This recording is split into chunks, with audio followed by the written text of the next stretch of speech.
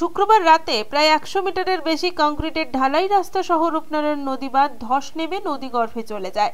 নদী ভাঙনকে কেন্দ্র করে উত্তেজনা ছড়ায় মহিষাদলের অমৃতবেড়িয়া গ্রাম পঞ্চায়েত এলাকায়। নদী বাঁধের এই ভয়াবহ ভাঙনে রীতিমতো আতঙ্কিত হয়ে পড়ে গ্রামবাসীরা। ঘটনাস্থলে কাজ করতে থাকে। রাতেই ঘটনাস্থলে পৌঁছন মহিষাদলের বিডিও এবং বেশ কিছু পঞ্চায়েত সদস্য। সকালেও ভাটার সময় দেখা যায় গ্রামবাসীরা মাটির বস্তা ফেলে মেরামত করতে থাকেন। রাতেই সরানো হয় নদী পাড়ের বাসিন্দাদের। সারা রাত ধরে চলে মাইকিং। শনিবার সকাল থেকেই যুদ্ধকালীন তৎপরতায় কাজ করছে সেচ দপ্তর।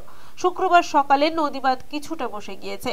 তারপরে জোয়ার আসায় আর কোনো সমস্যা না হলেও ফের রাত্রি 7:30 থেকে 8টা নাগাদ 100 মিটার বাঁধ ভেঙে নদী গর্ভে চলে যায়। ফলে আতঙ্কিত হয়ে পড়েন স্থানীয় এলাকার বাসিন্দারা। কালকে সকালে একটু ধাবলি ছিল, ধাবলিবার পরে ছিল 9টার দিকে হচ্ছে যে হচ্ছে একটু নেমে গেছে। নেমে গেতে আবার ছিল আর সারাদিন জোয়ার হয়ে গেতে আর হয়নি। আবার রাত ওই 7টা 7:30টার দিকে ওই একবারে নেমে চলেছে আর কি। এই আর কি পুরো রাস্তা ভেঙে গেছে। হ্যাঁ, পুরো রাস্তাটাই ভেঙে। এর আগে কি এখানে হয়েছিল? না, এখানে হয়নি, ওর আগলি হয়েছিল, সে পাশে হচ্ছিল। রাত্রে কতটা আতঙ্কে ছিল? আতঙ্ক মানে সে প্রচুর ভয়, সব দেখা কাঁদাকাঁদি লেগে গেছে। তারপর কি এসে সারানোর কাজ? হ্যাঁ, এরা এসে সব সারানো। কি দিয়ে সারাচ্ছ ওরা? ওই এমনি বস্তা দিচ্ছে তো, মাটির বস্তা। হ্যাঁ, এখন নেমে যায়। এখন ওই তো দেখো আজকে জোয়ার এলে তার আগে এই ভাটাতে নামে। আচ্ছা, মানে এটা জল কমে যাওয়ার জন্য ভেঙে গেছে।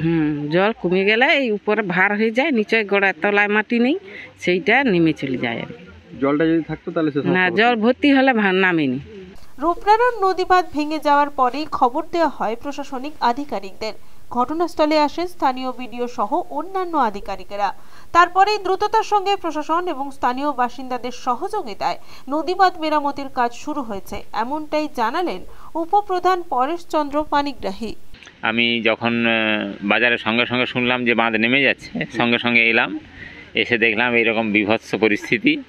সঙ্গে সঙ্গে আমি বিডিও সাহেবকে ফোন করি, আর আমার ইরিগেশনে ফোন করলাম, প্রধানকে ফোন করলাম, পুলিশ স্টেশনে ফোন করলাম, চারদিকে ফোন করে জানিয়ে দিলাম যে এইরকম পরিস্থিতি হয়েছে, আসুন।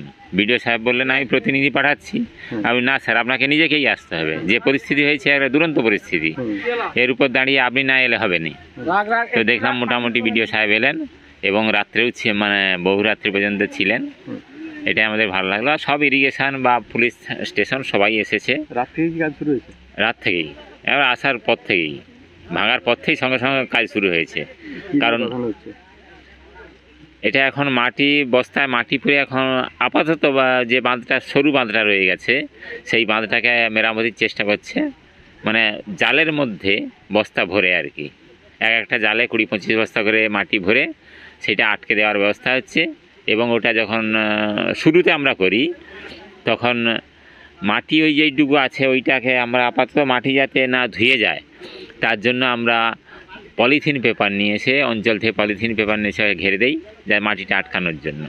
না, এটা সবসময় নদীর বাঁধটা ভাঙে বা ধসে যায় ভাটার সময়, ঠিক জোয়ার যখন হবে তার একটু আগে ভেঙে যায়, মানে একবারে যখন এটা ভাটা হয়ে যায়, তার মানে ভাটার সময় নিচটা নরম হয়ে গেল, উপরটা চাপ পড়লো, ফলে ওইটা ধস নেমে যায়।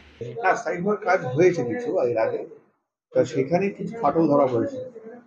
তো সেটা নিয়ে আমি গত মাসে 17 তারিখে গিয়েছিলাম ডিএম স্যারের নির্দেশে। সেই জায়গাটা কন্ট্যাক্ট করা হয়েছে, ইরিগেশনের ইঞ্জিনিয়ারকে নিয়ে গিয়েছিল, তারা ব্যবস্থাপনা নিচ্ছে।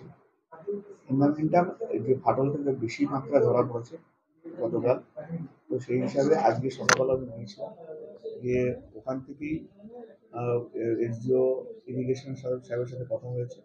আজকে ওরা একটা টেম্পোরারি যেটা ব্যবস্থাপনা, যাতে ফাটলটা আর না বাড়ে, আজকে ব্যবস্থা নিচ্ছে। বলছি, আবহাওয়া দপ্তরও জানাচ্ছেন যে কয়েকদিন মধ্যে প্রাকৃতিক দুর্যোগ আসবে, সেখানে এলাকার মানুষ আরো চিন্তা করেছে।